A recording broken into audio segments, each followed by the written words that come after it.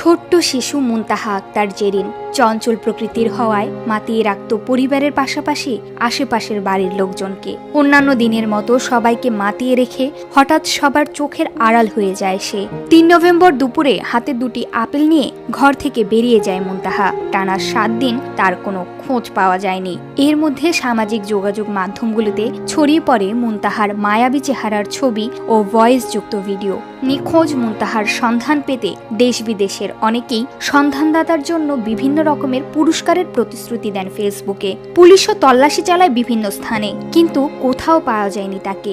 অবশেষে ১০ নভেম্বর ভোর রাতে পাওয়া গেল তাকে, কিন্তু জীবিত নয়, কাঁদামাখা নিথর দেহটি। বলছি সিলেটের কানাইঘাট উপজেলার সদর ইউনিয়নের বীরদল ভাড়ারি ফৌদ গ্রামের শামীম আহমেদের ৬ বছরের শিশু মুনতাহা আক্তার জেরিনের কথা। গত ৩ নভেম্বর সকালে নিখোঁজের আগে মুনতাহা আক্তার জেরিন তার বাবা শামীম আহমেদের সঙ্গে স্থানীয় একটি মাদ্রাসার ওয়াজ মাহফিলে গিয়ে বাড়িতে আসে। পরে চিপস খাওয়ার জন্য ৫ টাকা চাইলে তার বাবা চিপস এনে দেন। কিছু সময় পর জোহরের ওয়াক্ত হওয়ায় মসজিদে নামাজে চলে যান শামীম। ওই সময়ে দুটি সবুজ রঙের আপেল হাতে নিয়ে মায়ের চোখ ফাঁকি দিয়ে মুনতাহা ঘর থেকে বেরিয়ে যায়। এরপর থেকেই তার আর কোনো খোঁজ পাওয়া যায়নি।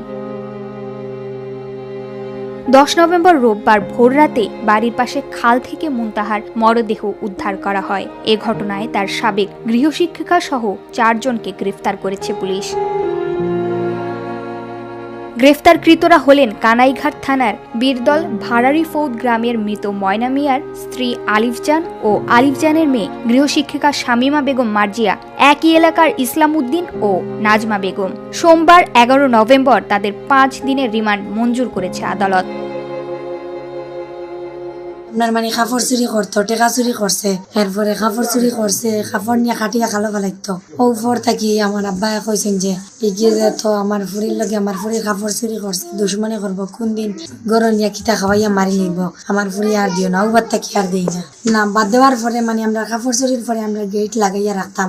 বা এর আগে তাই প্রতিদিন ৬-৭ বার রাত্রে হইতা মানে গড়ে একবার যেতা, আমরা গড়ে একবার হইতা। ও লানু আইসুন গেছে কাপড় চুরির পর থেকে তাই নাইতে চাই না, আমরা আর ঢুকাই না। এদিকে মুনতাহার এমন মৃত্যুতে পুরো এলাকায় নেমে এসেছে শোকের ছায়া। মুনতাহা হত্যার সঠিক কারণ উদ্ঘাটন করে আসামিদের কঠোর শাস্তির আওতায় নিয়ে আসার দাবি জানিয়েছে গ্রামবাসী।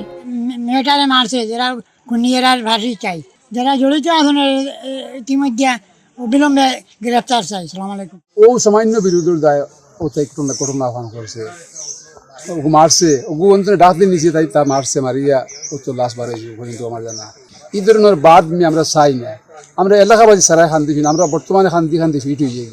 আমরা ওখানটা চাই যে এই ধরনের মেয়ে গাছ জন্ম নেব না, মরি যাও, এই মেয়েটার ফাঁসি আমরা চাই। আমার নির্দোষ বোন শিশু, তাই তো কোনো ইয়ে নাই, তাই তো কোনো দুশ্মনীও করতে পারতো না, বা তাই তো কিচ্ছু করতে পারতো না। তাই লাগিয়ে যে কেন করছে না, আমরা সঠিক বিচার চাই। আমার বোনের সঠিক বিচার করার লাগে যে আমরা ফাঁসি চাই। আর যদি না ফাঁসি দেন, যদি তাই দিন ফারই না, তে জানি দিলেন আমাদের কাছে, আমরা মন ইচ্ছা মতো আমরা বিচার চাই। মুনতার এক হতভাগা জন্মদাতা আমি বা আমার ওয়াইফ, আর মুনতার অভিভাবক সারা বাংলাদেশ। এই সারা বাংলাদেশের আপামর জনসাধারণে মুনতার লাগি কি বিচার চাই তারা, এটা আমি একমত আছি, তারার লগে আমি একমত। বাংলাদেশের মানুষের লগে, এই 18 কোটি মানুষের লগে আমার মুনতার আসামি বাদে বাকি 18 কোটি নিয়ার অ্যাবাউট যারাও আছেন এরার লগে আমি একমত। যে সিদ্ধান্ত তারা চায় আমি ও সিদ্ধান্ত চাই।